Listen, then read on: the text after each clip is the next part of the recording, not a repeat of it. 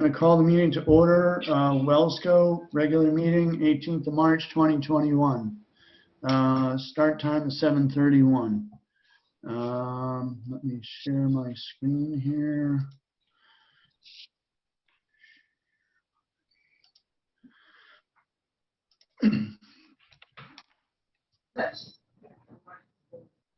All righty. First agenda item is Secretary's minutes of February 18, 2021 regular meeting. I believe I sent out the minutes. If not, they are here, page 1 and 2. No, it's everything's so far.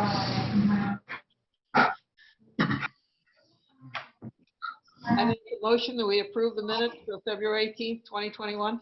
All right, Marcia, you're the first. Do I hear a second? I'll second it. Okay, was that you, Tom? No, it's Paul. Paul, okay. All right, any discussion? I have page 2 as well, if you have any discussion. All right, with no discussion, all in favor to approve the minutes from February 18th, 2021. All in favor, say aye. Aye. Opposed? Abstained? Okay, minutes are approved on a motion 8-0. Peter, we're going to do the special meeting minutes? Yes, so I did not add that to the agenda in error. So I have those minutes. We'll have to add those to the agenda. So I'll entertain a motion to add the review and approval of the special meeting minutes from February 2021 to the agenda. I'll make a motion to add it. All right, Paul, do I hear a second? Second. Marcia, okay, any discussion? All right, motion to add the review and approval of the special meeting minutes to the agenda. All in favor, say aye. Aye. Opposed? Abstained? All right, motion passes 8-0. All right, here are the minutes of the special meeting. I will entertain a motion to approve these minutes. So moved. All right, Second. Marcia, do I hear a second? Second. All right, it was Paul. All right, any discussion? All right, all in favor to approve the special meeting minutes from February 23rd. All in favor, say aye. Aye. Aye. Opposed? Abstained? All right, motion passes 8-0. Excellent. Next agenda item is the treasurer's report. Pat, you're up. Okay, instead of reading this whole thing off, it was mailed out to you. Does anyone have any questions on the 3 pages?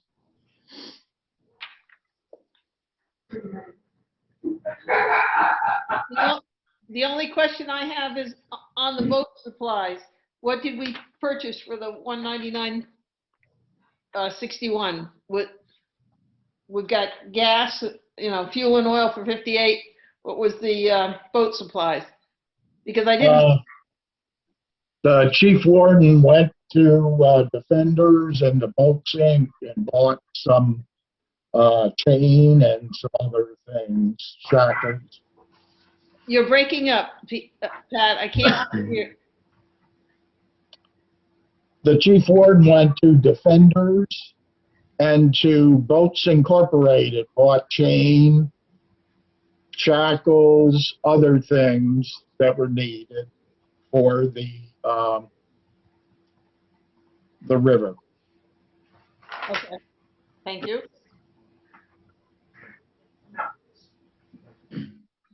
All right, I'll entertain a motion to accept the treasurer's report as submitted.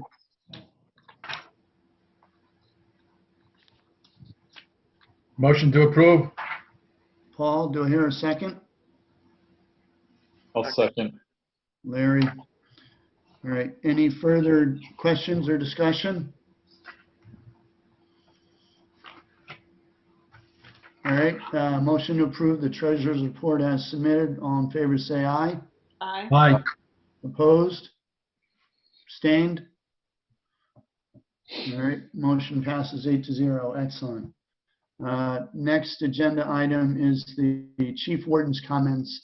The only, I did get a text from him saying he was pulling the boat out before this last really high wind event. I think we're in the slow part of our clamming season. He did not give me any highlights. So my assumption is that things are going well with the boat. Wasn't it slow out there last week, Peter?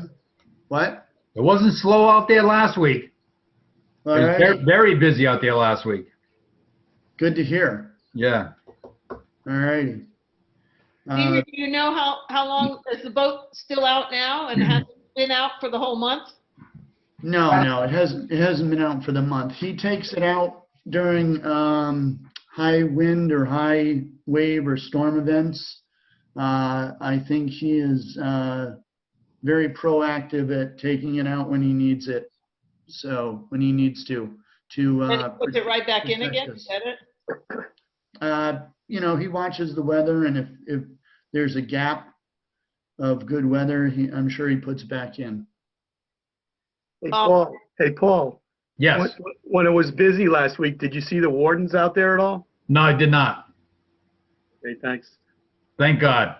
No, I'm just kidding. I don't think you were kidding. I was wondering, when the chief warden isn't present at our meetings, if we could have some sort of text, a document of a report, I would appreciate it. Yeah, he usually sends me something, so I'll check with him next month to make sure I get some kind of report.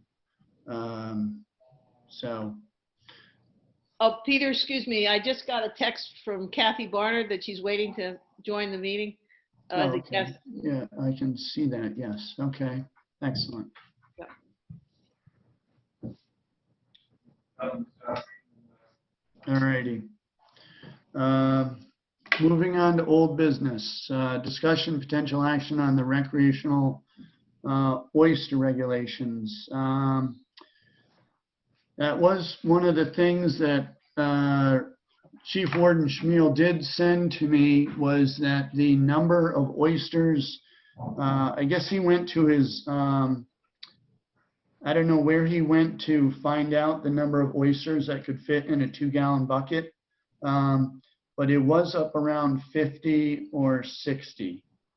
So it's a little higher than the 30 that we estimated that would be similar to, say, Groton and Stonington. So I think based on our last month's decision, we didn't want to change the regulations just for one thing, but it is something for us to consider moving forward as our oysters come to size. If they could get double the amount that they could competing with other shellfish areas, is something we need to consider. So, Peter, two things. One, so maybe they can get more than they can in Groton and Stonington, but is the Groton and Stonington fee the same as ours, or is their fee less, or is it comparable, or not sure? Very much the same, I think. Okay, the other thing is, what about like when I wasn't able to go this year, but the gathering of shellfish commissions? That's a good question for Tessa to put out the listserv. Like, what are all the whole commissions from Greenwich to Stonington? What do they allow for a daily oyster?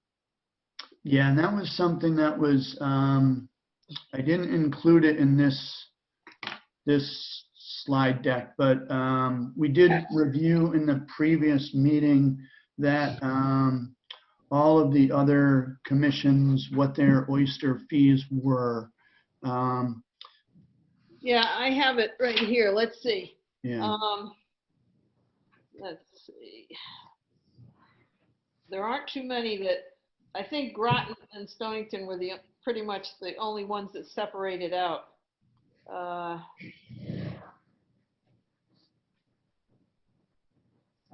Weekly, monthly, daily. I don't see anything separate for, they have in Groton, they have a separate season for oysters.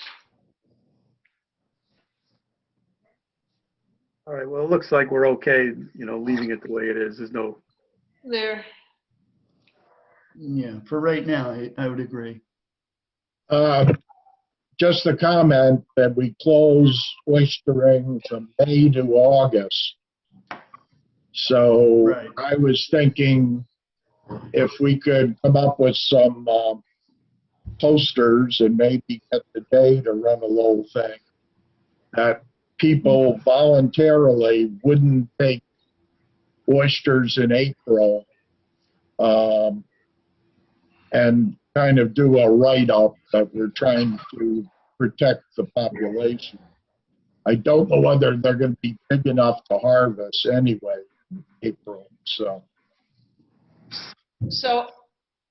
I just came upon the spot that talks about the oysters, and the limit in Branford is a half a bushel. It's also in Clinton and Darien, it's a half a bushel. East Lyme, it's a quarter bushel. Fairfield, it's 24 a day. Greenwich, there is none. Groton, it's 30 a day. Guilford, it's a half a bushel. But a non-resident is only a quarter bushel. Milford is half a bushel, and Niantic River is quarter bushel, and Norwalk is half a bushel, and Stonington is 30 count. all right, well, it seems if we're a quarter bushel and a lot of those other towns are half a bushel, then we're doing okay. yeah, it's just that the other, like Stonington and Groton, have a lot of oysters and we don't. Yeah, so one of my thoughts, Pat, was that if most of our oysters are undersized still, is it more of a concern next year as opposed to this year? I would say the fall, in September, they can start taking them again. So hopefully they'll grow out to the point that, we could not worry about it. But you don't know. Rich was saying the stuff he sent us, that they're very thin. So lengthwise, they have to be 3 inches. But if they're 3 inches long, but they're skinny as can be, will people even want to take them because they won't really have much meat in them either. Yeah, I think once they're, if we get them at a certain size, they've been tumbled somewhat, but then once they go into the wild and they stop being tumbled, they will spread out to that big flat wild type, shell. But anyway. So Paul, when you're out there shellfishing, what's the evidence of oysters out there? Where I went the other day, I only got one oyster, but it was a huge one. I mean, it was probably, like 10 inches long. It was a huge old oyster. And I took it home and I ate it. Yeah. Sounds good. Inches long? Yeah, it was big. It's been around for a long time. And Peter, probably what we should do is ask Rich, really how many oysters get taken out of the river? I think when those guys patrol, most of the people are taking clams. Although I'm sure people are taking oysters, but are people really taking tons of oysters out of the river? I doubt it. Yeah, Paul, would you say that the river, that amongst you and your buddies, they know where to get the oysters, but I would guess that most other people aren't really sure where to get them and they just go to clams, right? Right. Yeah, that's all I went for the other day myself is clams because I only found the one oyster where I was off at a camp. So Yeah. All right. So, is it okay that we take no action for item A at this point? I agree. Leave it be. Okay. Maybe put it on the July agenda again, and we can revisit it. I really don't think we should revisit it because we've got to decide for the permit what we're going to do. So we have to decide one way or another because we've got to get these permits printed. Leave it be. Yeah, that is a good point. So, again, if it gets to be a huge problem, we'll figure out what we need to do. Do you need a motion to say we'll leave it the way it is, Peter? I don't think we need a motion for no action because I think at the last meeting we decided to leave the oyster permit as is. Okay. Yeah. Okay, moving on to old business B, discussion potential action on clam permit fees. This is the revised permit that Fred and Marcia worked on. So you see that it does have, it has the fees. They made the correction to the annual permit text below that. And then over here we have the regulations. So Marcia and Fred, just give us a brief review. This is going to be one side of the permit, and then the back side is going to be a brief overview of the permit of the fee. That's on the permit itself. That's the white page. Then there's Okay. the pink copy and the yellow copy. And then there's going to be a handout sheet that is the map. And I think Fred said he was able to get all the regulations there, but if anybody thinks there's a regulation that wasn't covered there, we can put that on the back of the map. So I got a price for the map to be on one side of the sheet and any extra regulations to be on the back of the map. And the map will be colored. Just Okay. Yeah. for everyone's edification also, what you're seeing on the right-hand side, which says the summary, that is all the regulation. If you look at the actual regulations that we have, there are 16 of them. If you count these up, there are only 12. The reason being is that on the full text of regulations, for someone to have it when they're in the water, they don't really. For instance, regulation number 1 says, the respective shellfish commissions on a periodic basis will determine clamming, mussling, and oystering season. That's not included on here. The reason I didn't include those is because some of these don't really apply while a person is out there oystering or clamming, whatever. So if you take the time just to look at the full regulations, which as Marcia just referenced, will be on the back side of the map. So they will get 2 documents. This that you're looking at, and the second document will be a map on one side and the full-blown regulations on the other side. So I have a question for you, Fred. This is going to be the same size as the current permit, roughly 5 by 7? Yes. Okay. With And- the carbons and everything, just like our old permit. Yeah, okay. The The only, thing Hold on, Pat, hold on a second, Okay. Pat. So, have you guys printed it on something that is 5 by 7? Is this font really small? Or is it readable, you think? Well, that font is the same size as, well, it's as readable as this. This is what you're looking at here has been sized to a 5 by, or excuse me, to whatever size our current permit is. And it's larger than the bottom of the front of the permit that says annual, it's a little bit larger than that. Right, okay. And that's, Right. and then the other thing that I want to make sure everybody knows is the 3rd page of the regulations really only gives a deed description of exactly each area of the Niantic River. And that is not necessary on a permit or on the regulations. It's legal. Is that on the handout? It is on the handout now, but it's not necessary to be on that handout. It's not I mean, needed. the It's not part of the regulations. But Marcia, does that give the dates of when each area is open on there? Is that the only place that is listed? No. No, the dates are on the, the area A is open this, from such and Right, such. is that the only place that's listed? So if that goes away, it'll be a little bit of a problem? It says at the top, the following areas will be conditionally open or closed for the taking of shellfish contingent upon the occurrence of specific events. But it doesn't say when it's open or closed.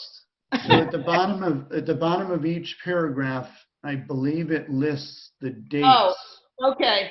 It says, amended 7/13/20, conditionally approved rainfall and seasonal, area B, North Niantic River, but there's no, and then. No. So as they describe each section, as you describe each section in there, Yeah, isn't there a sentence that says that like area B North will be open from these dates? it says there is conditionally approved rainfall seasonal area B, Niantic River East Lyme, the tidal waters of Niantic River bounded by the north by a line commencing at the demarcation sign at 4119.879 north and so something else west in East Lyme, east across the Niantic River to the demarcation sign, you know, again, 4119.881 north and 72 at the dock on Mago Boulevard, then south, but there are no dates on. They're on the first page of the handouts. There's a whole section that tells that certain parts of the river are closed until there's 20 boats with heads left in the river or whatever. The other problem with the map and those regulations is their interim regulations. Once the Harbor Management Shellfish Commission get their MOU, their descriptions would go in, and that map would include the bay. Yeah, at that point, So- I would suggest that. The front page of the current handouts are regulations. Okay, well, we can put that front page on the back of the map very easily. Along Yeah, with it would the, be- I think there- it'd be helpful to have the dates of when the areas are open and closed. That's not on any of this. Peter, I'm reading on my regulations here. Seasonal open and closed areas. Seasonal open and closed areas. The conditional approved areas open and closed to self-fishing dependent upon the season and rainfall. Area A, conditional open a year-round basis. Areas B, north and south, and F are closed between May 1st and November 15th. So it tells it very clearly right in the regulations here. On the So first that's- page. On Yes. the first page, yeah, okay. I see. Okay, good. So let me ask Fred and Marcia, just to clarify what we're doing here. Yep. We're gonna have the permit with the fees, and on the back of that is gonna be the Shellfish Regulations summary. Is that correct? Correct. And then we've got, in addition to that, we've got a 4-page handout or a 2-page handout. Yeah, well, we were On the- trying to condense it to a double-sided map and regulations. Yeah, but I don't know if you can do that because like Paul said, on page 1, no refund of permit fees, seasonal open and closed, events requiring closure, methods of public notice, etc. And on the back of that is the complete regulations. Then on the second page with the map shows the areas, conditionally approved area A, Upper Niantic, etc. So there's a lot of stuff that needs to be on the handout. I don't know how you can get it all on just the front and the back of one page. Well, we can do a 2-page handout, front and back. It's just gonna be more money, that's all. But I think Well- all that stuff, I think legally, all that stuff needs to be there. Okay.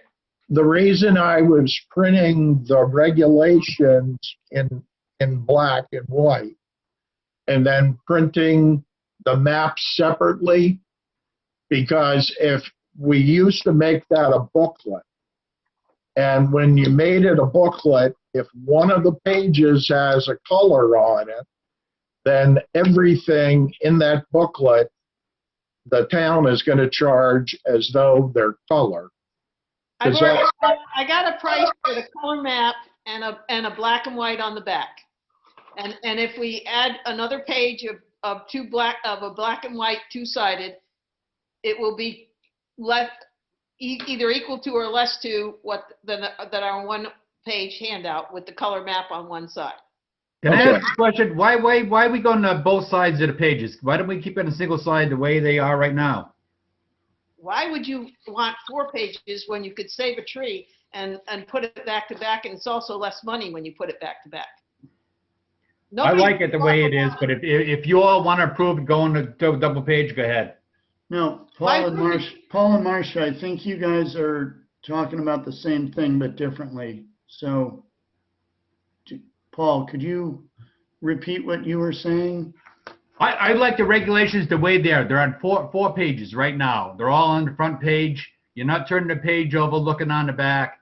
You're reading it one page at a time. So the idea for this was to get the permit part on the front, and then we would have some regulations on the back of that attached. And then you would have the map and the regulations on another page, just like they get now anyway.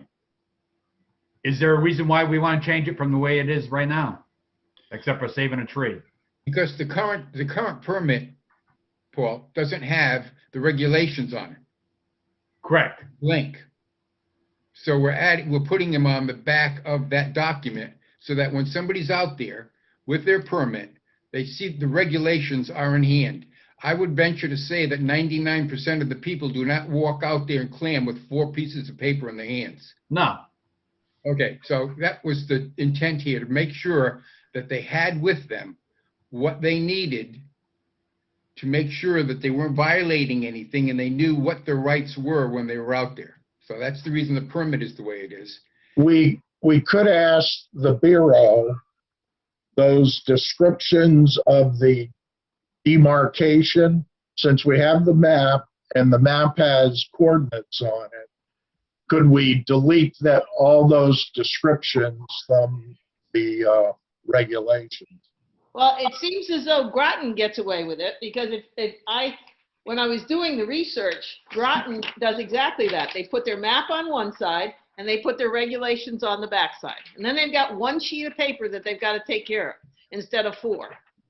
All I can tell you, Marcia, is what's there was what the Bureau told us we had to have. It doesn't make sense to me that we have to have a written description. I'll do whatever you guys want. It's just going to cost more money if it's more pages. But why don't we check with the Bureau if we can drop those? I don't have time to do that, Pat. We can't wait for another meeting. We've got to come to a decision tonight. Do we really need the Bureau to approve? The Bureau was the one that wanted the information the way it is. So Fred, I don't think we need the Bureau to approve, but I think we have to do what's legally required. And I think, or my opinion is, it's fine to do the permit fees and the summary on one back to back. People can take that out. But I think legally you're going to have that first page that says no free refund of permit fees, seasonal open and closed areas, events requiring the closure, methods of public notice, etc. Then on the back of that is the complete regulations. And then the second page on the front of it is the description of the approved areas. I think you got to have that. And on the back of that is the map. Well, we can do that. It's really like 3 pages back to back. 3 pages I think and a half. 3 pages back to back, and I think that'll cover everything that we're legally required to give to permit holders. Well, the current handout is 3 pages and the map. And why don't you work on that, Marcia, and you know what has to happen. So the only other thing I was going to mention is historically, we've never published the fees. And the reason we did that, if we wanted to change the fees, we could do it without going through the public notice, the 2 newspaper ads. Well, And just, go ahead. both town clerks requested that the fees be on the permit. And I agree with it. I agree with it. The last time we changed the fees was 2010. And that was because we had a terrible year. We had a like $10,000 loss that year. I agree with it, but I'm just saying, if we ever want to change the fees, if we ever want to take the oysters out of this, then we're going to have to do the. And that's the discussion we had at the last meeting, was if we make any changes, we have to go to public notice. So that. Right. I'm just pointing it out. That's all I'm doing. Yeah, so I would say based on the amount of the frequency of which we change the permit fees versus the benefit to the town clerks of charging the right amount and us not having a discrepancy in what permits we sell versus the funds we receive, I think this would be a well worth improvement to have the fees on the permit. And what we should do, there are some side things over the years we've done. If someone really isn't a resident, but they own a business and they pay taxes here, or if someone they have a cottage, summer cottage here, and they pay property taxes, we've told the sales outlets that they can consider them as a resident. And the other thing, we have a policy that if someone loses their permit, what most of the outlets were telling them, Hilliard's used to sell 70% of the permits. So what they would do is they would make a copy of the permit and hand it to the person and say, keep this at home. If you ever lose your permit, we'll know what it was. But what we've done historically is the problem is the date of the permit versus, the 1 year on the seasonal. And we've charged them a $10 fee to get a new permit. But researching it, you have to ask them, well, where did you buy your permit and when did you buy it? And then you have to rummage through our copies of the permits to find out, the validity of that. Yeah, I would say if you lose your permit, that's too bad. Sorry. Marcia, I meant to contact you about your collection of the permits. I have receipt books. Whenever I give the sales outlets any permits, we have an inventory. Pat, let's stick with what we're doing right now. We'll talk about that another time. That's not on the agenda right now. Yeah, let's just get through this and then we can maybe tack that on to new business or something. Does that sound good? Sure, I can bring it up under the audit. Yeah. All right. So the question at hand is, is there any more modifications to the page that's up with the permit on one side and the regulation summaries on the second? And then there would be 2 more pages. One would be a map, and then the other would be the descriptions of the areas, and then on the back of that would be the full regulations. Right, and then the other question is, Peter, whether you want 1,000 copies. Did everybody get the price quotes? 1,000 copies or the 500 copies? Personally, I think if you look back, we sold over 500 last year. So I think and for the price, I think we should go with 1,000 because of the headache of going through all this. So I think you get a better deal if you do the 1,000. And of course, the handout sheet is a different thing, but just maybe we should vote on each. I don't know. Marcia, what's the difference between 5 permits and 5 pads and 500 sheets prints 4-to-1? Say that again, Peter? No, we're not talking about. Can you describe what is the 500 sheets print 4-to-1? That was for $66.23. Yes.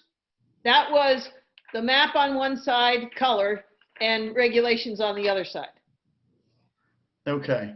All And, right. and then if we did 1,000 of those, it would be $123.56. So I got a price on both things, the permit and the handout. Right. Right. The permit for 1,000 is $277.72. The That's permit this. for That's 500, this here, right? right? And the permit Yeah. for 500 is $183.15. All right. There you go. This is the handout. There are 2 different quotes. There are 4 different quotes for 500 and 1,000 for the permit, and then for the handouts. All right. So here's 500 for the permits. That's $183. Here is the 1,000 permits. That's $277. And I don't think 500 is going to take us through the year. So Right. And so here's the 500 handouts. Now this is going to change slightly as we add in that extra page, correct? going to probably double. Yeah, perhaps. Yeah. But you're only adding 1 page, and it's a black Right, and but white it's page. only 1 page now. I thought we had the map on one side that Right, was color and the black and white on the other. right. And then the other page would be 2-sided, black and white. We So would only be adding 1 more single-sided page, correct? No. I was going to do all of, I don't understand this one-sided business. As a former teacher, we do everything double-sided. Right, but my question is, isn't there only 3 other pages? There are 3. If you guys want everything that's here, to duplicate everything exactly the way it is, we can do that without any changes at all. It's 3 pages of script and then 1 page of map. So that's 2 pages double-sided. Okay, all The right. only reason I did those single-sided, Staples did not have their department people working, and I had to go to a printer, put my credit card in, and the gentleman said, whether you do it 2-sided or single-sided, it's the same price. It's per print. So it was easier to run 3 pages. Yeah, All these prices are about half of what Staples Right. is. Absolutely. So let's talk about it. This is great that the town will print our stuff, even if we have to pay them. yeah, and I wasn't advocating for single-sided. I didn't know if there was 4 pages versus 3. So I definitely would do printing on both sides. So, So do you want a motion for the permit and the handouts, or do you want to do them separate? I think we can get this all taken care of in one motion. And Marcia, you make the motion based on, you've worked very hard on this, so you make your motion. Okay, all right. I'd like to make a motion that we hire Waterford Town Hall to print 1,000 permits and the handouts for 1,000 handouts, which would end up being 4 pages. Do you want them single-sided or do you want them double-sided, everyone? I'll do whatever you want. I would say double. Double. Double. Okay. All right. So 2 pages, double-sided. So that I don't know what the price is going to be for the handouts, but I do know exactly what the price is for the 1,000 of the permits. Is going to be $277.72. So whatever the price of the handout is, it's probably going to be around $200 also. So for less than $500, we can get 1,000 permits and probably 1,000 handouts. So I make a motion that we buy 1,000 permits and 1,000 handouts, and Fred and I will send the exact. Marcia, the only thing to remember is that is an interim handout, and if East Lyme Harbor Management Shellfish gets their MOU, then the map will change, and so will the regulation. Well, according to East Lyme, people want maps more than they want anything else. In fact, they want the maps. They're asking for duplicate maps rather than handouts. So these maps are really valuable. I think I don't think it'll be an issue with doing 1,000 of both. My motion is for 1,000 of both. I'll second the motion. Thank you. Oh, all right. Just one question. For purposes of the motion, do we also need to authorize a payment amount or a cap amount? I think that would be a good idea, perhaps $500. I think that Would that be sufficient, Martha? I think, well, if you do it the way it is right now with the 1,000 and the way I originally thought we were going to do with one map on one side and this, it comes out to $401.28. So just to play it safe, shall we say 600? And if it comes out less, it comes out less. Make it 6. Yeah, I would agree.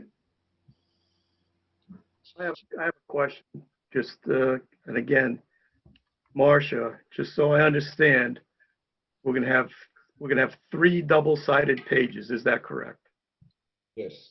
No, we're going to have a permit that's going to be in a booklet that's going to have copies.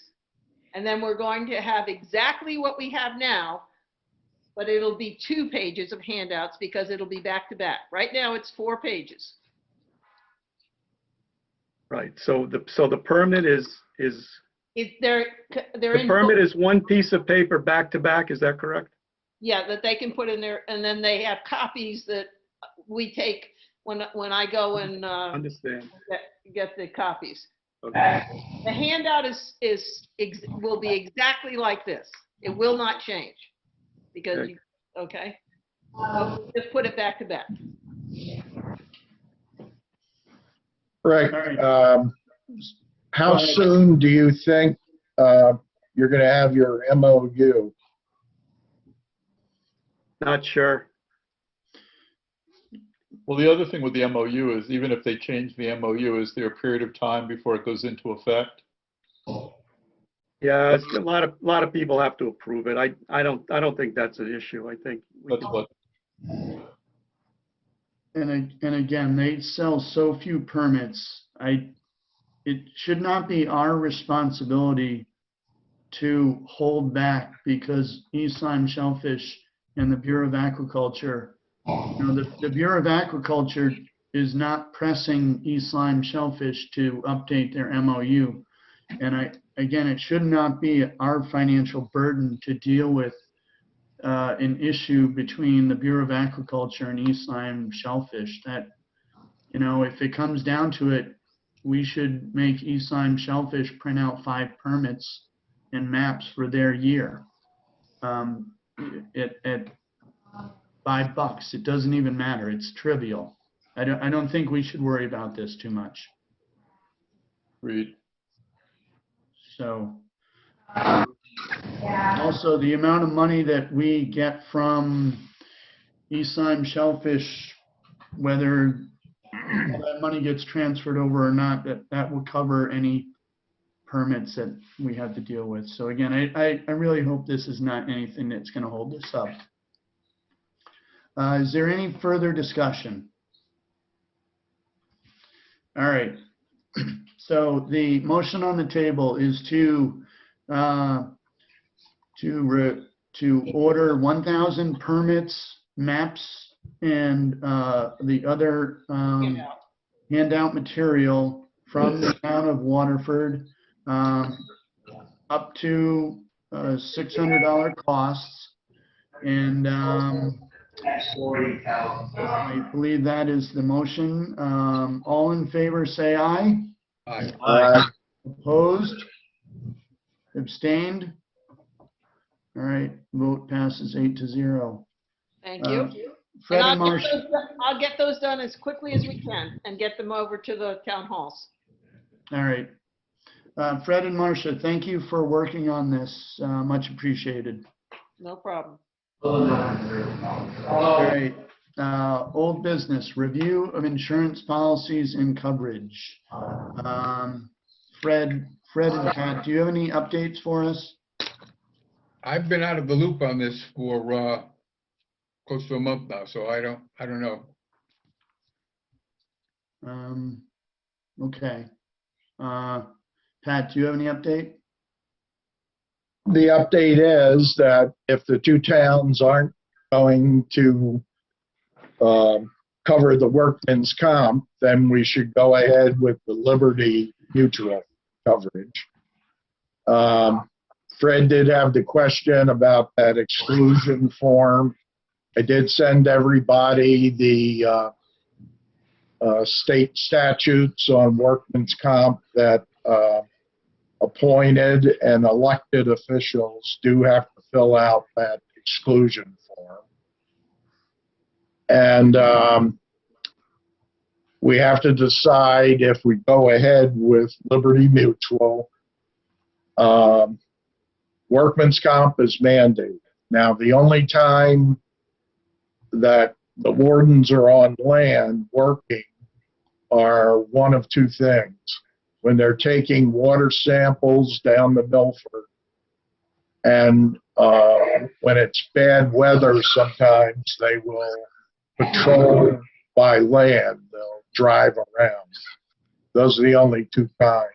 Well, no, that's not totally accurate. If they've got the boat out of the water and they're putting it on the trailer, Yeah. well, that's part of it. Good They point. hurt their back, they do something. Anytime they're on land, they got to be covered by workers' comp. Anytime they're on the water, they have to be covered by the Jones Act. So it's quite clear they need to be under one or the other. And I thought we were going to see whether they could be covered under the municipality, the towns of Waterford and East Lyme.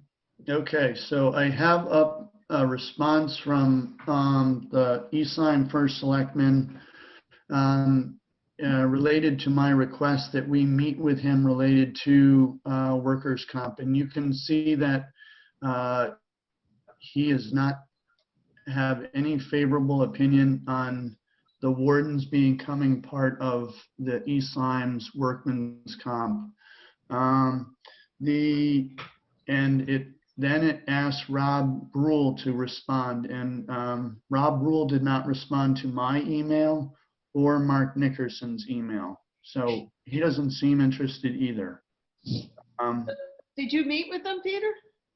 No, I did not, because he didn't even respond to my email. My email request. What about Nickerson? Nickerson, I didn't meet with him at this point because he didn't want our wardens to become part of their workman's comp. And then in the second part of this email, he wants to talk about absorbing Wellsco into the East Lyme town government, which, you know, that is a much bigger discussion than was originally proposed. And that is something, I don't even know if it's legal for him to do that for a state appointed commission. So I think the statute would have to be changed, and that takes years. The bottom line in his email seemed to suggest that the fact that we're under 2 towns precludes East Lyme from handling workman's comp. As you said, his other suggestion was basically talking about totally reconfiguring the whole basis of this commission, which in the short term is not helpful at all. Whether his observation that workman's comp can't be done under 1 town when we're a 2-town agency, I don't know. There's no indication what the basis of that is. Right. So I'd like to say that, and I think Pat can back me up on this. I think for years we did have workman's compensation through the town. So there's ample precedent that we can have workman's comp through the town. And it doesn't, I think as you people who talk to the insurance agents, it doesn't make a lot of sense to just have 2 people under a separate workman's comp policy. It's very expensive that way. Was And it under East Lyme, Rick? Pardon me? Was it East Lyme that did it or Waterford that did it? I think it was East Lyme, wasn't it, Pat? It was East Lyme. My understanding was that Amy had done that, but I think the current 2 first selectmen and the Waterford town attorney, that when Waterford was going to do our accounting and our payroll, the town attorney in Waterford said that they couldn't because our wardens are not town employees. And I think this part of it's off the screen. I think somewhere here, he says the same thing. The opinion is they're not town employees. Now, years ago, I talked to our state senator and state representative about deleting the state statute completely, and then both towns incorporate us into their charters. And I think that's legally feasible, but it's going to take a long time to do it. Pat, do you know why they terminate? Why did East Lyme not continue providing the workers' compensation? Do you know? I have no idea. This goes back quite a ways, and 5 years, 10 years, 20? yeah, I would say 20 years ago. Oh, wow. So for 20 years, we haven't had this? Is that what we're saying? No, that's not correct. I think, Pat, I think even Brian Sullivan maybe worked did he have something to do with the workers' comp, getting it through East Lyme, do you recall? I don't recall. So I guess this is my opinion, but until we get the issue resolved, we probably have to do the workman's comp through this Liberty or whatever it is. But I would ask. There are penalties. There are penalties for an organization if one of the wardens gets injured. Right. So didn't I just say we should do it? Isn't that what I'm saying, Pat? That we should do it until we get the issue? Yeah. Okay. So I would ask. Well, wait a minute, though. What they're asking us to sign is they're identifying us first as a corporation, second of all, as employees. We are not employees. We're volunteers. We're talking about workers' comp for the wardens. Is that not correct? Yes, we are, but they're asking for an exclusion to be signed by all those who are not going to be covered under workers' compensation. Right. So tell them, like you just said, that we're not employees, so we don't need to sign the exclusion. We're not employees that are asking to be excluded. But I sent everybody that after I spoke to the Workman's Comp Commission, they told me where to go, and I sent out to you all that appointed and elected officials are considered to be covered under Workman's Comp unless they make out an exclusion. So we are covered as commissioners. We are covered by East Lyme and Waterford. Okay?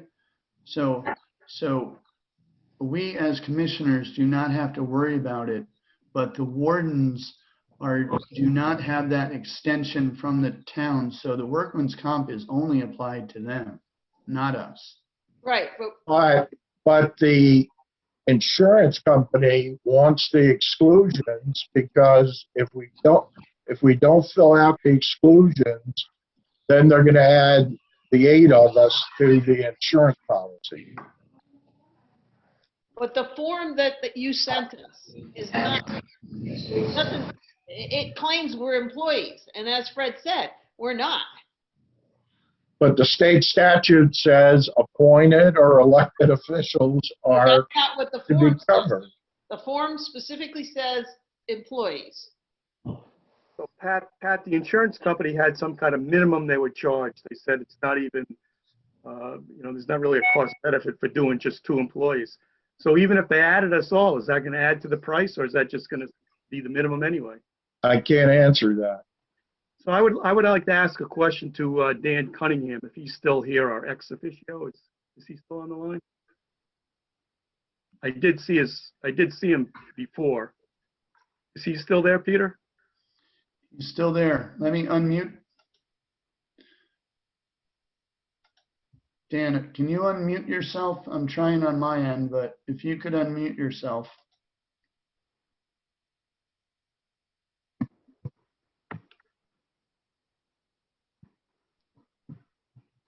Dan, are you there? Can you unmute yourself? We have a question for you.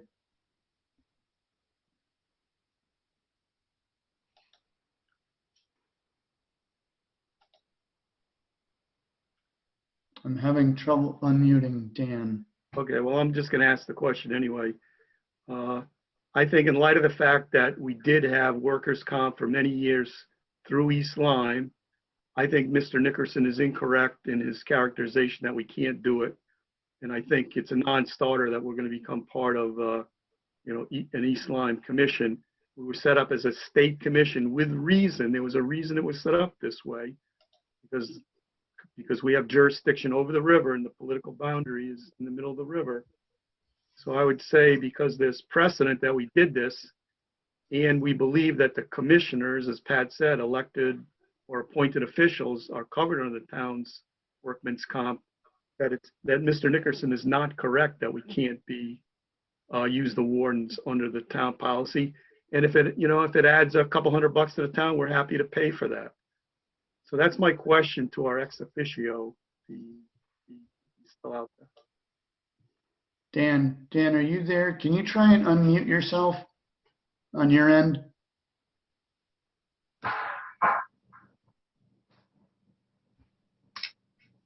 Maybe we could send him an email asking him to, Or text, yeah. Yeah. well, send him an email asking him this question to research it.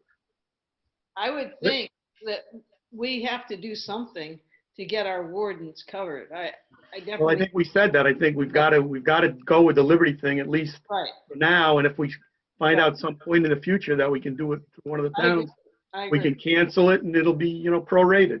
It's not Right. a big deal. My question is whether we have to sign that form or not, because I really don't want to sign that form as an employee.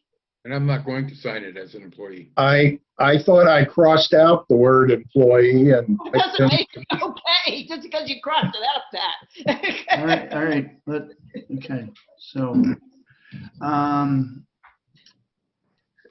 right. So let's, I would suggest that we ask Liberty to cover all of us and let it go. well, let me do that. The only problem is, if I contact them, are we gonna have to have a special meeting to approve this thing? I can call her tomorrow and have her give us a pricing for 10 people. and while you get her on the phone, could you again ask her about, explain to her that we are commissioners and we are covered under the towns from which we And are that's appointed. why she said, show me something to contradict that.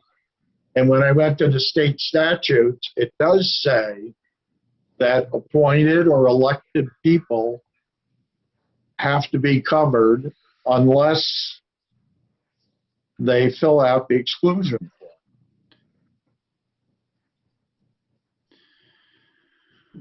All right.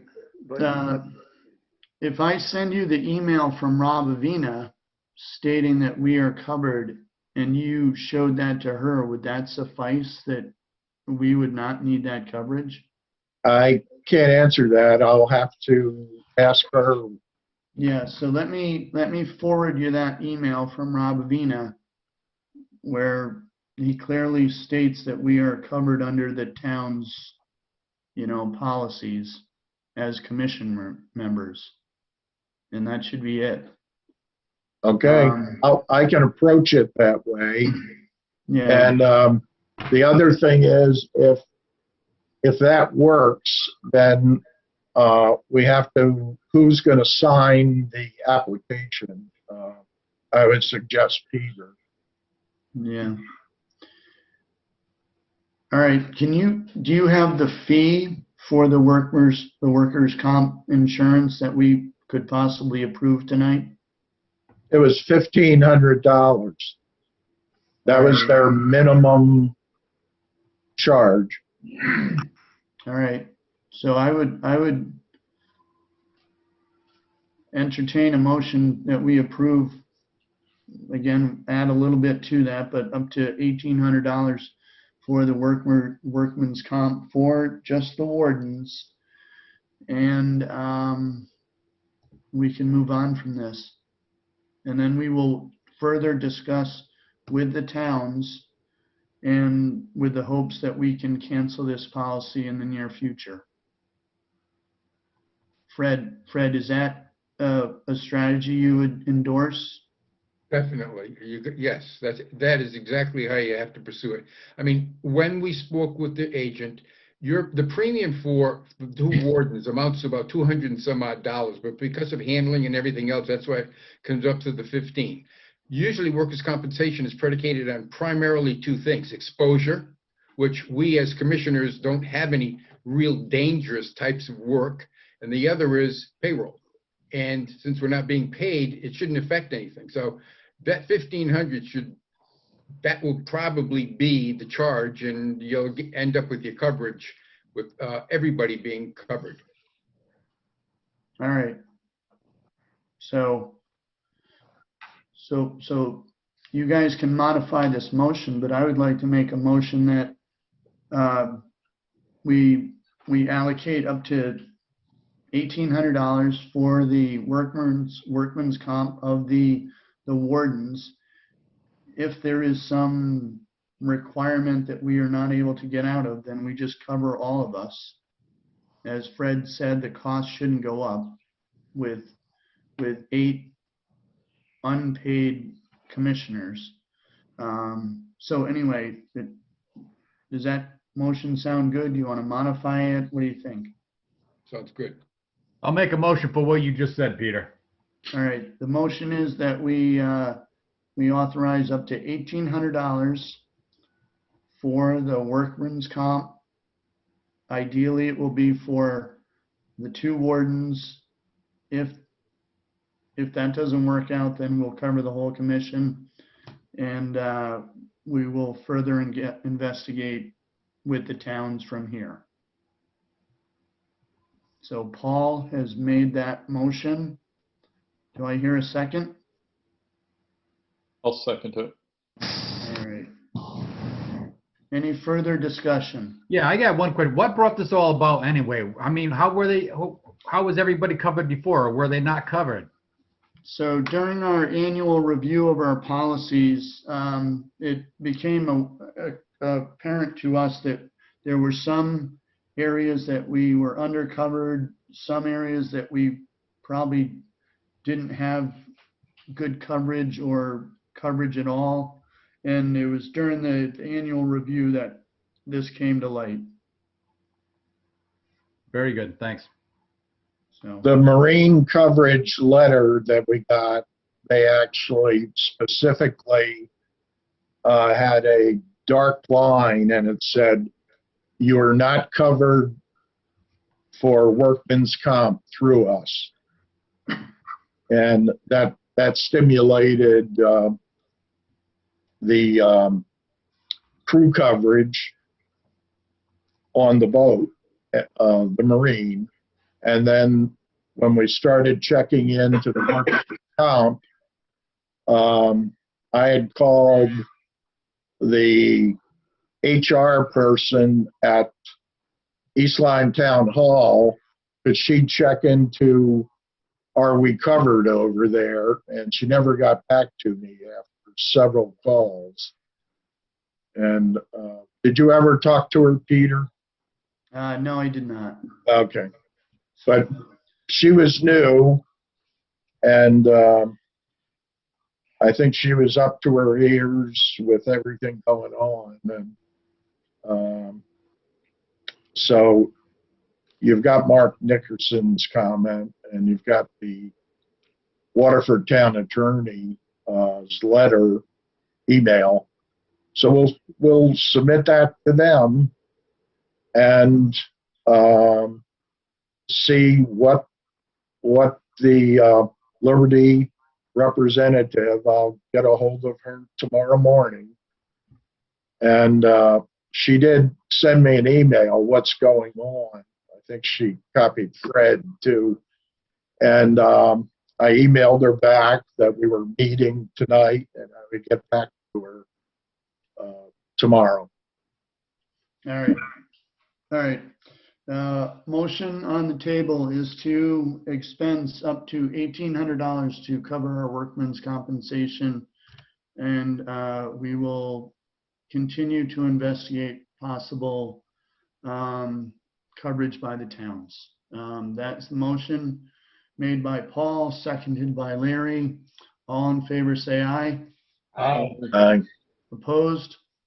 Abstained? Vote passes 8-0. Okay, thank you guys. Thank you, Fred and Pat, for doing all this painstaking work. Old business item D, discussion potential action on funding of the publication from Sea Grant. Here it is here. It's an annual publication about responsible lawn care related to how much you water, how much fertilizer, and how much pesticides you put on there. We had discussed possibly the East Lyme and Waterford Times.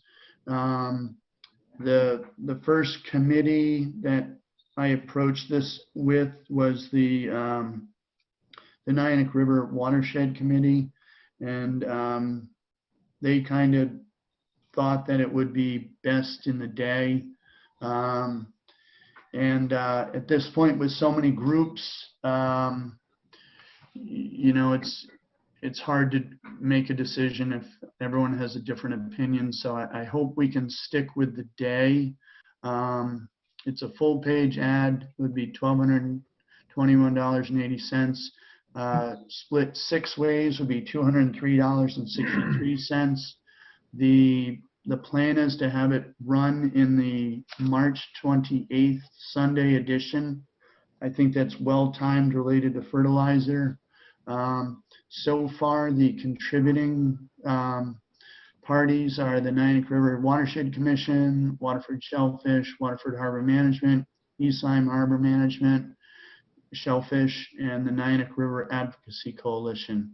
Wellsco would be the 6th and final contributors.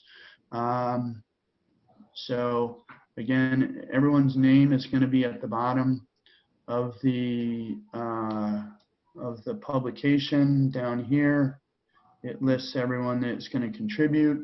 So I'll entertain a motion that we fund $203.63 for this. So move. Second. All right. The second, was that Rick? Yes. Okay. All right. All right. Is there any further discussion? I think it's great going in the day, and you're right about the fertilizer programs. We all start ours usually 1st of April, so Yeah. good timing. Okay, awesome. All right, the motion is to allocate $203.63 for the, do we want to make it $250 if for whatever reason something happens? Yeah, amend the motion to not to exceed $250 for our contribution to the print ad. Okay. Rick, you approve that as a second? Yes. Okay. All in favor to allocate a maximum of $250 for this New London Day Responsible Lawn Care ad? All in favor, say aye. Aye. Aye. Opposed? Abstained? Motion passes 8-0. Thank you, guys. All right. Next item is new business. Review and potential action on identification of an accounting firm to do our audit. So we did not have the audit done last year.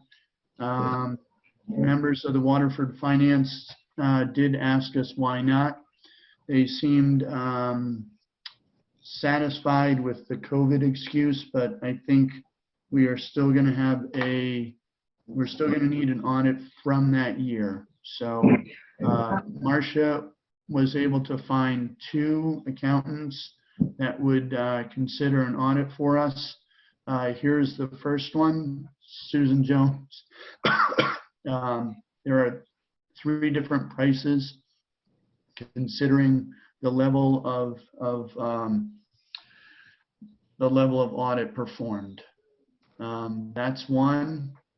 And then there's a second one from another CPA, and they are quoting $2,400, which is very similar to what our previous CPA charged. Peter. Yes, Pat. Basically, the reason the quote with the 3 prices is there is because normally when you're looking at a new audit, you put out a RFQ, an RFP, and you give them the scope of what they're doing. Because of the coronavirus, 18-19 was the last time we had an audit. 19-20 we didn't because of the coronavirus, and then our current auditor, which was Jim Bodie, decided he was not going to do audits anymore because of a new law. The new law basically says if a CPA firm does an audit three times over 3 years, they have to hire another CPA firm to review their work. I just found out that Premier CPAs that does our accounting has also decided not to do audits anymore. Anyway, what I'd like to do as treasurer, I'd like to write up qualifications that they need. I think they all would have. They have to have QuickBooks. They have to have all the federal reports and everything, ability to do those. I would suggest we do a remote audit. Banking, credit union examiners are all doing remotes. Most auditing firms are doing remotes now. And I suggest we just do a cash audit.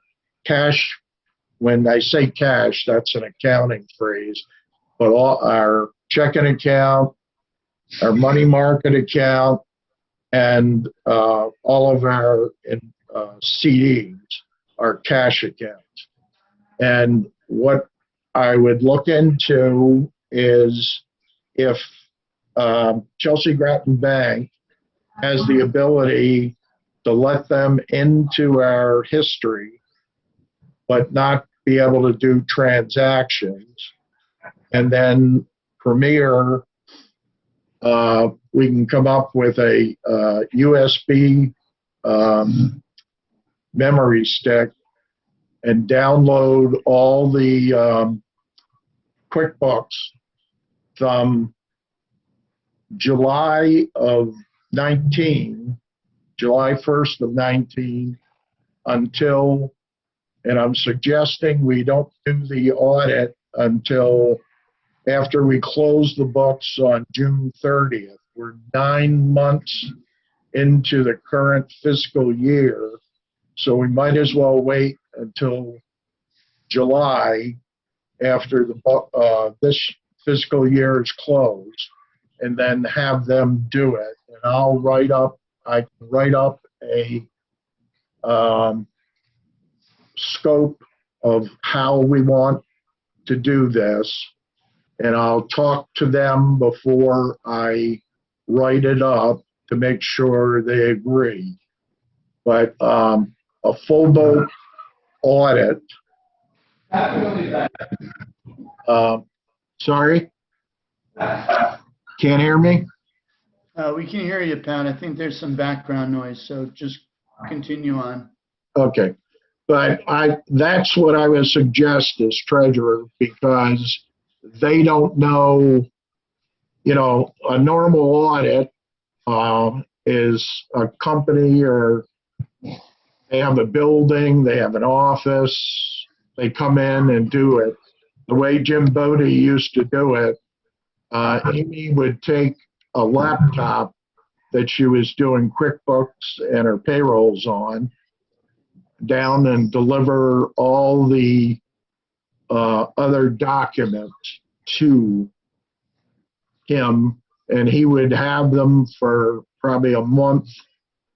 And there's also what would have helped them somewhat before an audit is done. There's a commitment letter that the auditor makes up that outlines everything they're going to do and everything they're going to rely on you providing and overseeing. And I didn't give that to March. At the time I didn't think of it, but that's So what Pat, So Pat, you're going to, you said you're going to come up with a scope of what we think need to be done, and then you're going to submit it to both of these people who gave us a quote and see which one is better. after I talk to both of them, then I would do that. Pat and Rick, the reason that I got these two audit quotes was because, Pat, you said you couldn't get any auditors on the phone and was having trouble. So I went ahead and got these quotes, and the one that from Stacy Guglielmi for $2,400 was recommended by Jim Bodie, and she is fully aware of exactly what Jim Bodie did, and that's where I got her name from. The other Right, but you have to remember what Jim Bodie did is not what's going to be done this time around. But let me finish, Pat. Let me finish. So I was under the impression that we have to have an audit for each of those years. You're saying you only want one audit for 2 years. Is that what you're saying? Correct. And that would be okay as long as you cover the period. The reason for this audit is the town of Waterford. The town of East Lyme has never funded the audit. Only the town of Waterford did. Right. Years ago, the town of Waterford had the town treasurer embezzled money. And then a few years later, one of the volunteer fire departments had it. Okay, Pat, please. And that's why they want a third party audit. What I'm saying is Stacy Guglielmi with the 2,400 specifically asked me for the bylaws and for the audit from last year, and she knows exactly what the scope and sequence is of the audit. She talked to Jim Bodie. She knew exactly what we paid last year. She was in complete communication with her. The other company was the company that an organization I belong to uses, and that was a lot more for the same thing. So if you want to just do one audit, that's fine with me. It's up to the commission. I was just trying to facilitate things because we didn't have an audit and boards and commissions were asking where was the Wellsco audit. Is she aware that we're going to be doing it remotely? However, we did it last year is what she was going to do the similar. Well, we didn't have one last year. I mean, the year before, the last one was done. She was going to do exactly what was done the last time one was done.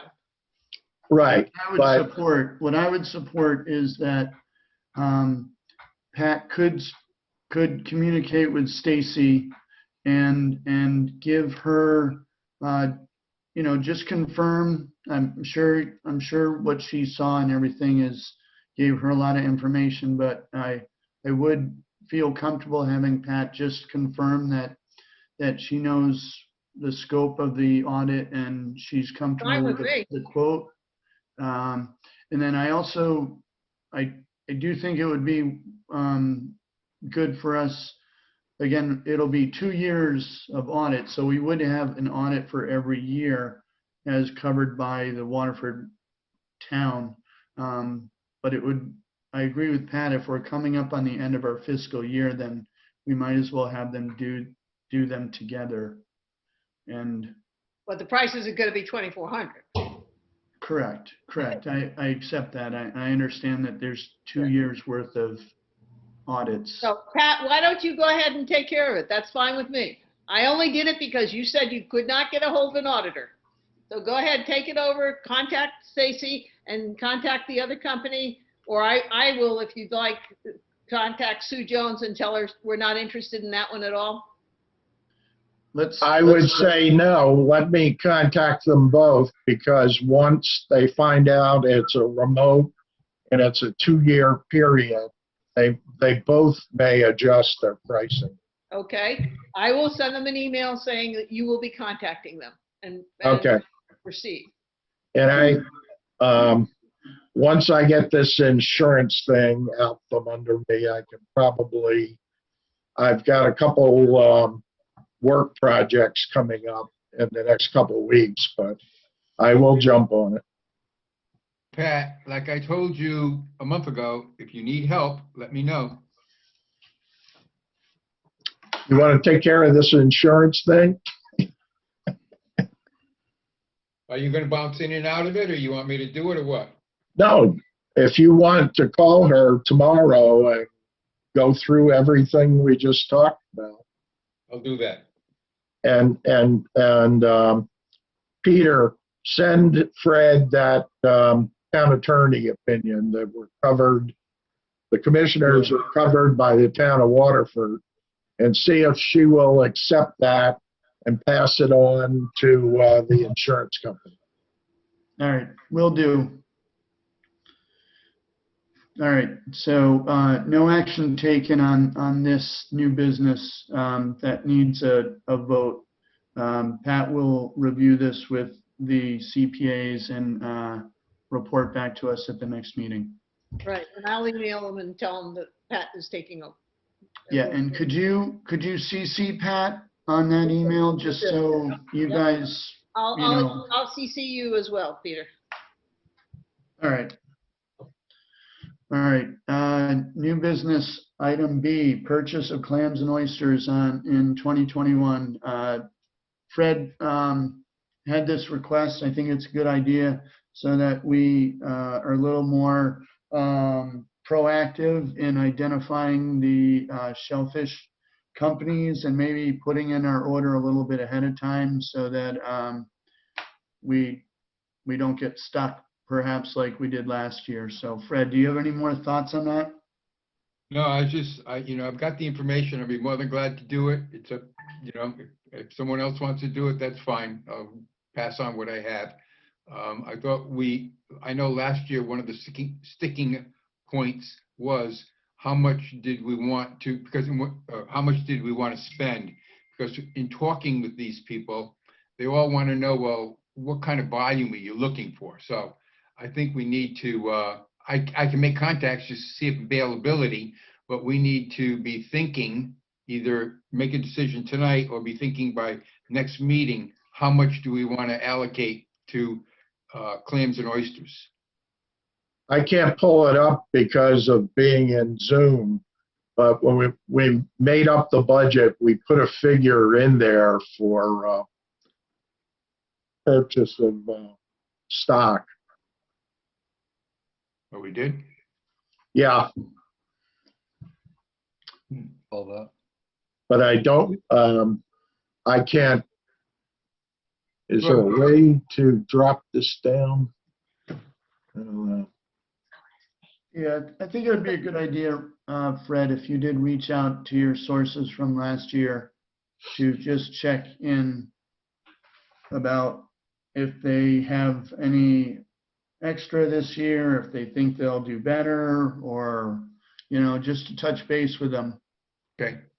Didn't, And they usually don't want to put them in, in the summer, so it's going to be spring or fall.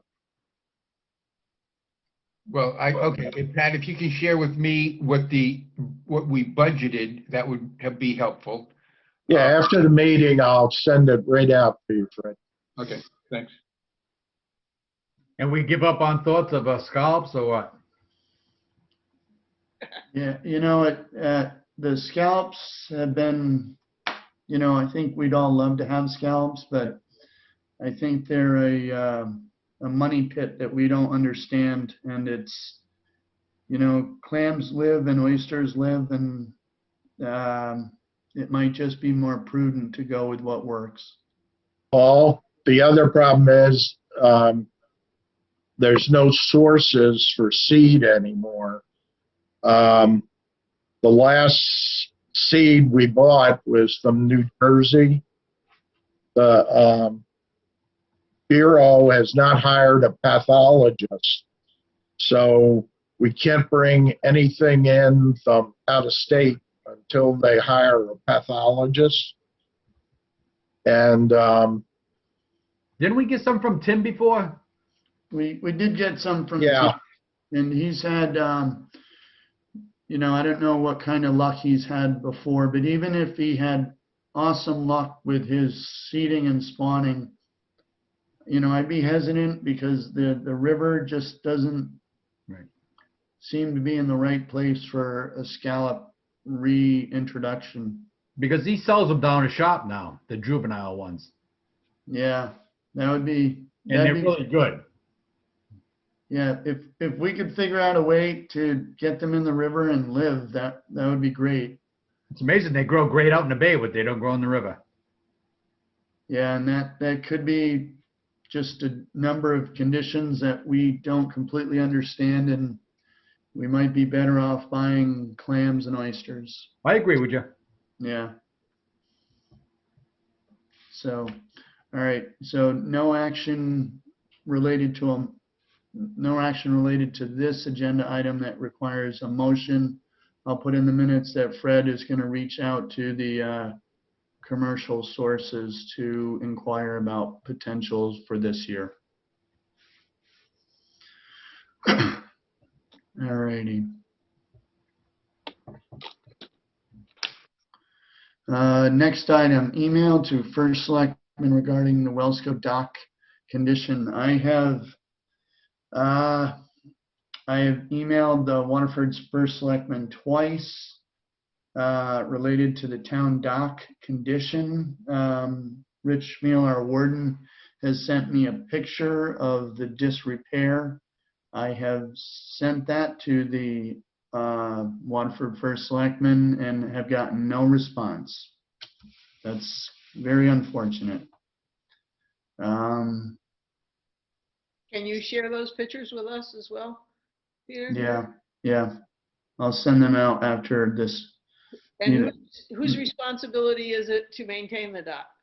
It's a town dock. It's owned by the town of Waterford, so It's on the Waterford side? yes, yeah. The police chief is in charge of overseeing it. And years ago, we were the oversight people, and I would call Public Works or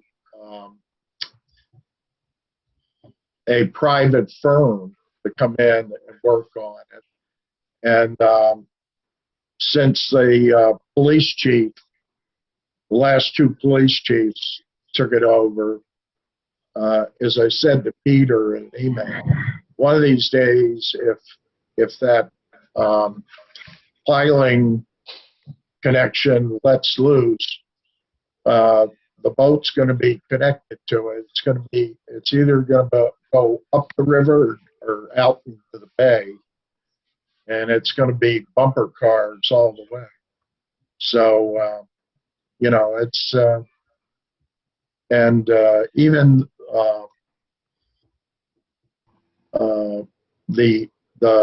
the two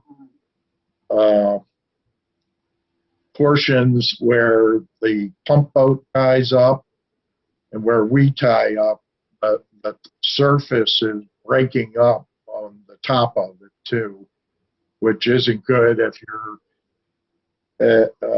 you're stepping into the boat and there's a partial hole there, and you've got your arms full. It's not good. Peter, I would could you? think that this is a safety issue. It's a town of Waterford dock.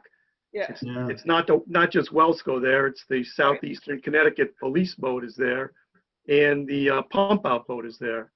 And I would. Yeah, the police boat doesn't have the problem because they're hooked up to the dock, not the two fingers. So The two it's the finger dock that's the problem. Marcia, did you have something to say? Yes, I was going to say perhaps we should be sending our emails to the police chief then, if they're in charge of it, and then copy Rob Rule. Especially since, We'll try anything at this point. yep. And I was going to say maybe copy Rob Avina and point out that it's a safety issue, it's a liability issue. Yeah, you're not going to make a lot of friends if you step over the first selectman. Well, he doesn't answer my emails anyway, so maybe he's not my friend. I thought he was. Maybe I'm wrong. All right. Anyway, all right. I will send another email, this time to the police chief, CCing the first selectman and Rob Avina, and mentioning safety and liability. So I have another item for new business, if that's okay, Peter. Yes. Okay. Remember we talked about the website, and we reference on the permits to look at the website. And you had volunteered Tom Boland. Tom, are you here tonight? Tom?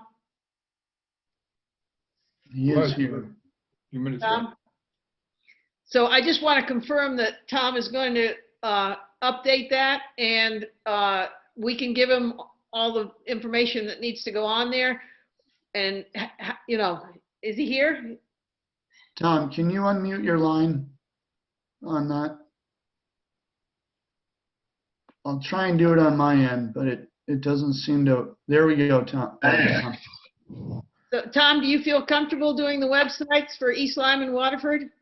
You were nominated last time. I don't know if you're aware of that. Master, but What was that? I say I will look at them. I'm not a webmaster. Okay. Yeah, so all you have to do is work with the webmasters at each town, and they can help you through it. Do you have a copy of the regulations and the map? No. Is Tom fully aware of what our issues are, Pete, relative to both websites being in sync with each other relative to whatever Wellsco puts on one, it automatically goes to the other and vice versa? Yeah, that is a is a challenge. I think that, you know, I think our best hope is that the information is the same. I think the style and the format of each is a difference from each of the town's website administrators. So I don't know if they're ever going to look the same. Well, no, I meant from Tom's I don't know what calls Tom's been on, but if that would be a subject that I'd want to talk to the two webmasters about, whether or not they can sync them up and see what they have to say about it. I realize that the face won't be the same, but the content and will be the same.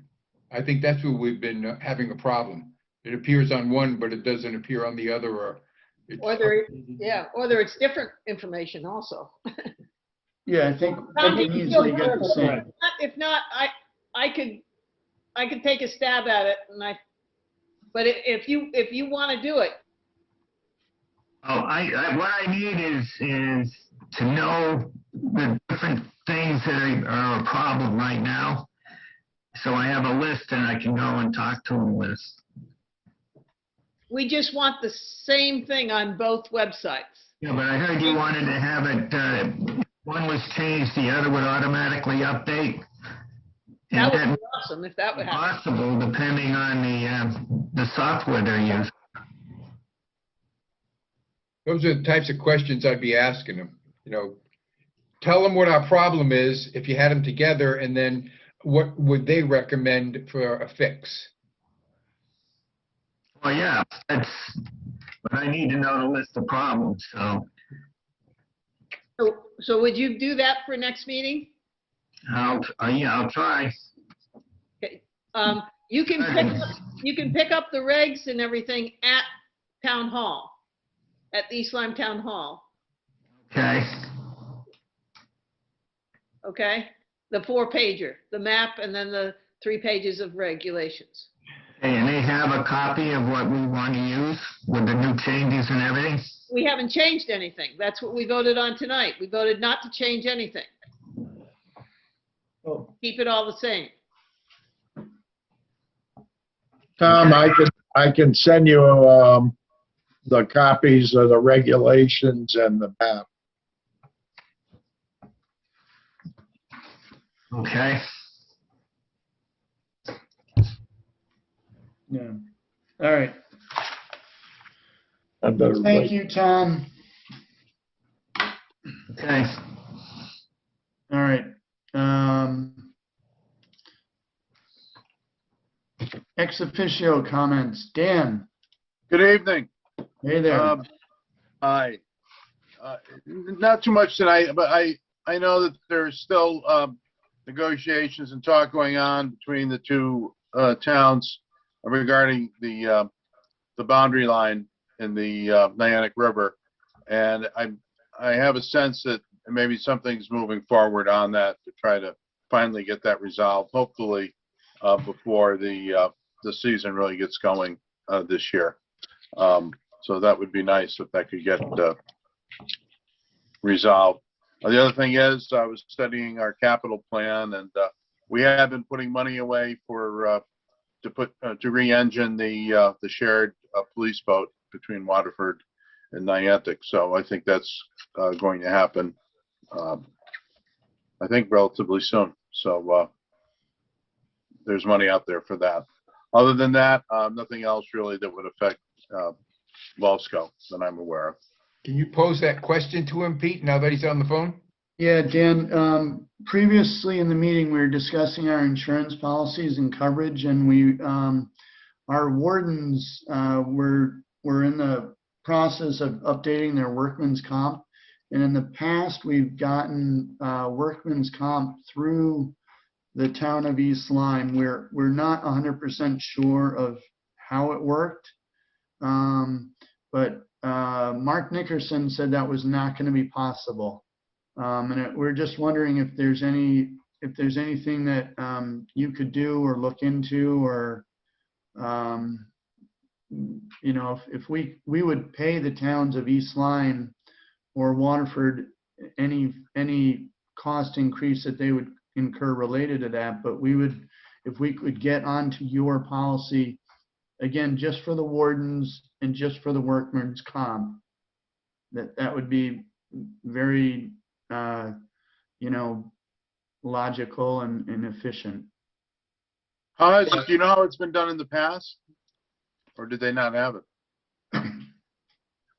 My understanding years ago is we were going through the town of East Lyme. One of my points to Mark would be when our wardens are working for the East Lyme Harbor Management Shellfish, and when they're working for the town of Waterford, we bill them for their hours. And couldn't you say they're employees at that time? Meaning they're employees of the Waterford Shellfish, they're employees of the East Lyme Harbor Management Shellfish Commission. And I'll reach out to Mark. I'll try to have that discussion with him and see what can be done. See if there's a way to resolve that issue. Try to find Much out. appreciated. Of course, sure. Be happy to do what I can do. Our problem is that to cover the two wardens, the premium should only be a couple $100, but Yeah. it's probably going to wind up being $1,500 minimum. Possibly, if we have to cover the commissioners, it's going to be, you know, higher. We approved $1,800. It's Fred's going to talk to them in the next couple of days, and it's just it's a shame that because we're so small as an employer, we have to pay the minimum on all these insurances. Yeah. And also because you have, you know, you're not distributing your risk either with just what, 2 employees, or was it 3 or 2 or 3? Two. Two. Yeah. Well, let's see. I'll be happy to talk with Mark and at least from his perspective, but there isn't a way to get that resolved in a favorable way. All right, much appreciated. Okay. Of course. Yeah. All right, moving on to the next agenda item, correspondence.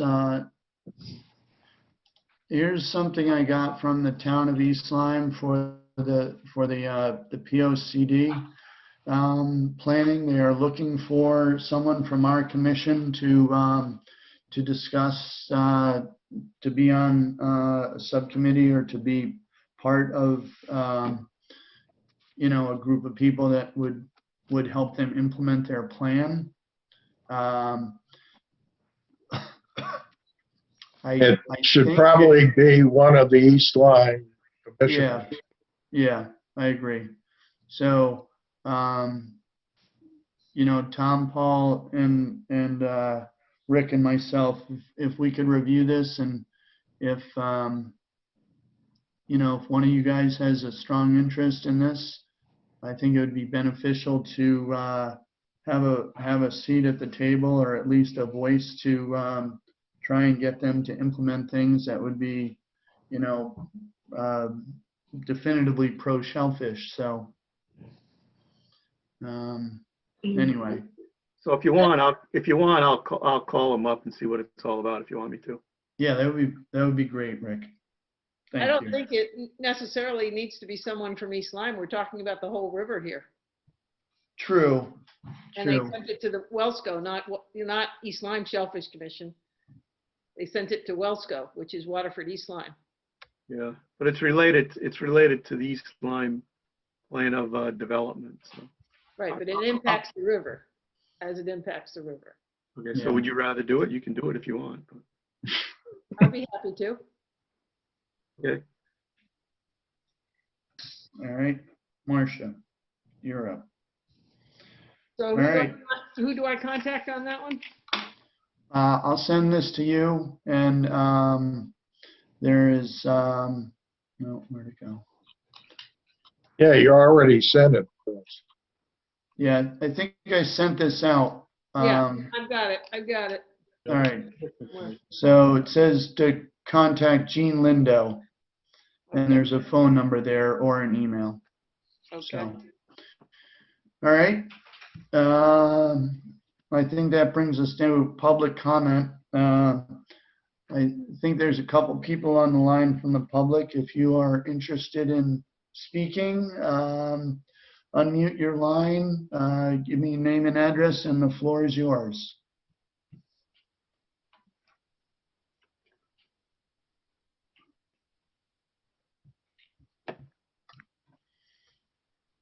All right. Is anyone out there? I'll give you one more chance. Ellen or Kathy? All right. Item to adjourn. Do I hear a motion to adjourn? So moved. Paul? Do I Yes. hear a second? Second. All right, Larry. All right, motion to adjourn. All in favor, say aye. Aye. Aye. All right. Opposed, abstained. All right, meeting adjourned at 9:17 PM.